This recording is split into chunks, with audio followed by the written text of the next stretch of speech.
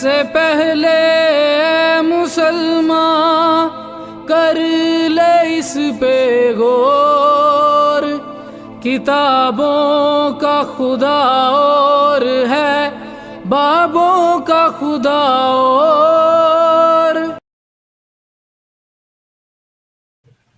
ابھی نیکسٹ سوال ہے کہ میرا بھائی بریلوی ہے اور وہ اپنے فرقے کے علاوہ تمام مساجد کو مسجد ضرار کی مثال دیتا ہے، اس پر کوئی پکی دے دیں۔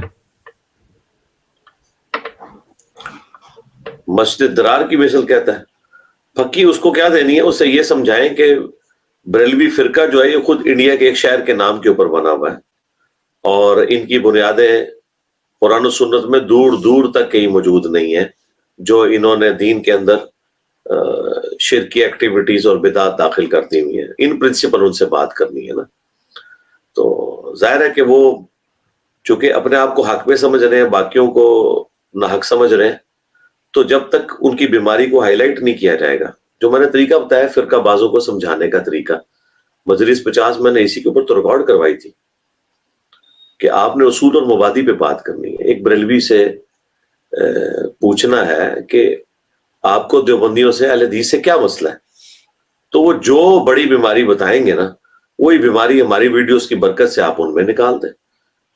وہ تو گستاخانہ عبارتوں کے اوپر ہی بات کرتے ہیں، تو وہ پھر آپ کو پتہ چل جائے گا کہ دوہرا معیار انہوں نے رکھا ہوگا۔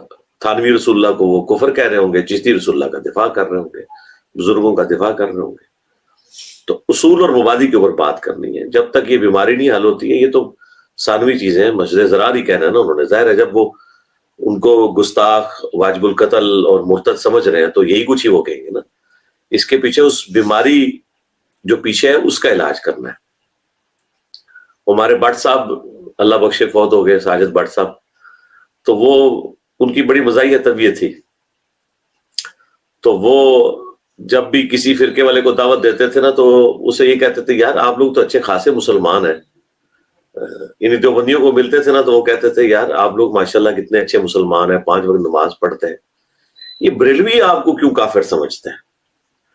تو اچھا وہ یہ کتنا زبردست سٹائل ہے۔ ویسے تو یہ لوگ اتنے مکار بنے ہوئے ہیں ہماری دعوت کے بعد کہ یہ ماننے کے لیے تیار ہی نہیں ہے کہ ہمارے کوئی اختلافات ہیں۔ وہ کہتے ہیں مسئلہ صرف انجینئر ہے۔ تو بٹ صاحب پکا سا منہ بنا کے نا، ان کی بڑی عادت تھی، بڑی مزاحیہ طبیعت تھی ان کی، لیکن وہ بڑے اچھے طریقے سے وہ سہیل احمد کی طرح نا، تو کہ یار یہ آپ مجھے تو آپ میں کوئی اس طرح کی چیز نظر نہیں آ رہی، نہیں بریلوی آپ کو کیوں کافر سمجھتے ہیں؟ تو پھر وہ دیوبندی کھلتا تھا اور وہ کہتا تھا کہ یہ اس لیے کہتے ہیں کہ مشرک ہیں، قبروں سے مانگتے ہیں، یہ کرتے ہیں وہ کرتے ہیں۔ تو پھر وہ بٹ صاحب بولے سے باندھ کے نا اس کو کہتے تھے اچھا یہ کرتے ہیں تو یہ شرک ہے؟ ہاں جی شرک ہے۔ پھر بٹ صاحب کہتے تھے کہ اچھا یہ شرک ہے تو یہ تو قاسم نوتوی بھی قبر سے نکل آیا تھا۔ تو ساتھ ہی پھر وہ اگلے بندے کا فیوز اڑ جاتا تھا، یا وہ بات قبول کر لیتا تھا یا آندھا کی اسے سمجھ آ جاتی تھی کہ گل بات گئی ہے۔ تو یہ ایک بڑا اچھا طریقہ ہے۔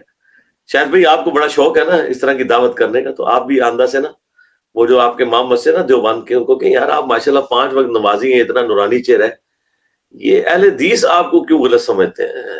کیا وجہ ہے کہ وہ آپ کو یہ کہتے ہیں، بریلوی آپ کو یہ کہتے ہیں؟ اور اس طریقے سے اہل حدیث کے پاس جائیں، انہیں کہ یار آپ بالکل مطلب اچھے خاصے مسلمان ہیں، یہ دیوبند بریلوی آپ کو کیوں غلط سمجھتے ہیں؟ تو وہ آپ کو بتائیں گے کہ بھائی ہم بخاری مسلم کے مطابق چل رہے ہیں، یہ اپنے بابے کو لے کے چل رہے ہیں۔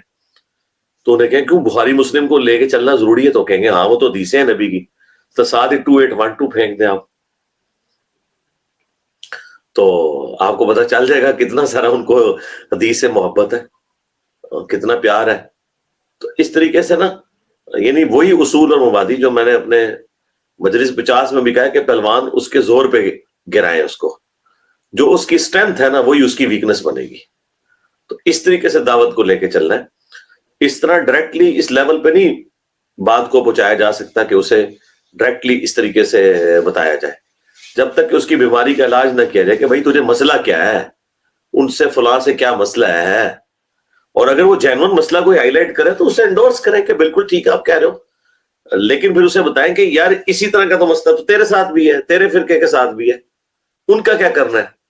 تو جب وہ آگے سے آئیں بحث آئیں کرے تو انہیں کہہ لو کہ پھر دیکھ لو، پھر مسجد درار تو پھر تمہاری بھی ہے، کیونکہ دیکھ لو تم بھی یہاں پہ آگے تمہارا بھی وضو ٹوٹ گیا، تو پھر بریلویوں کی مسجد کو اگر وہ درار کہہ رہے ہیں دیوبندی، تو آگ بجانے میں پھر وہ کہنے میں سیدھی سی بات ہے۔ اور پلس یہ کہ دعا بھی کریں، یہ ہدایت تو اتنی یونیک چیز ہے کہ انبیاء کرام کی موجودگی میں لوگ ہدایت کے بغیر دنیا سے چلے گئے، ان سے بہتر کوئی ٹیچر نہیں ہوتا تھا، ان کو اللہ کی تائید حاصل ہوتی تھی، ان سے بہتر نصاب کسی کے پاس نہیں تھا، سمجھانے کا طریقہ نہیں تھا۔ دیکھ لیں ابو جہل بغیر کلمے کے چلا گیا، نبی علیہ السلام کا اپنا چچا ابو لہب بغیر کلمے کے چلا گیا۔ تو ہمارا کام صرف دعوت دینا ہے اور دعا کرنا ہے۔